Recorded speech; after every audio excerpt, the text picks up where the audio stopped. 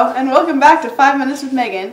This week we're meeting with French developmental psychologist and philosopher Jean Piaget. Mr. Piaget is waiting backstage. So let's bring him on out.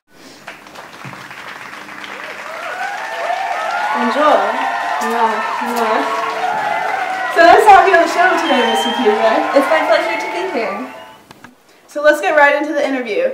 So tell us, how did you come to develop your theory of cognitive development in children? Well, I began by observing the actions of my own 3 children as well as others. I watched them go about their everyday lives, solve puzzles, and play games, and I asked them questions and gave them tests to better understand how they thought. So what did you learn through your observations? Well, I found that children are naturally motivated to explore and understand their world. Okay, so next question. What kinds of developments occur between a child's birth and when they are 2 years old? This stage of child development is called the sensory motor stage, where babies will begin to reflexively grasp and put objects into their mouths. They also shake things to find out which objects make noise and which don't. Oh, how interesting! So what happens at the end of this stage? Towards the end of the sensory motor stage, children begin to have a sense of object permanence, where they can visualize objects that they cannot currently see. This means a game of peekaboo will no longer work. They also begin to recognize their own reflections as themselves. Can you please describe your famous experiment involving preschool children and glasses of juice? Of course.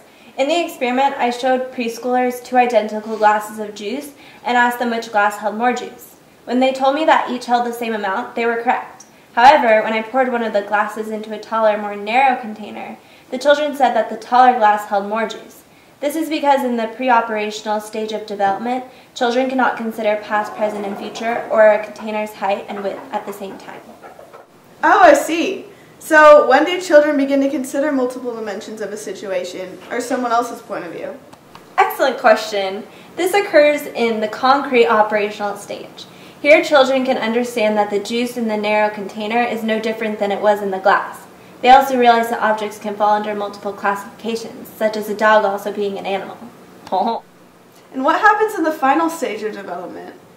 In this stage, the formal operational stage, children have the ability to think abstractly. They can perform mental experiments by developing their own hypotheses and can consider situations beyond the here and now. Well, we're almost out of time, but we have one last question for you, Mr. Piaget. There's been so much controversy and criticism of your theory, such as the possibility that young children understand more than you describe. How do you respond to this? Thank you for asking. Personally, I believe that my theory is well supported by my observations and that it has greatly impacted my field of work in describing a child's mental preparedness to learn and grow into their adult years. How interesting. And thank you very much for chatting with us today, Mr. Piaget. I wish you the best of luck in your future research. Thank you. And thanks for watching this segment of 5 Minutes with Megan.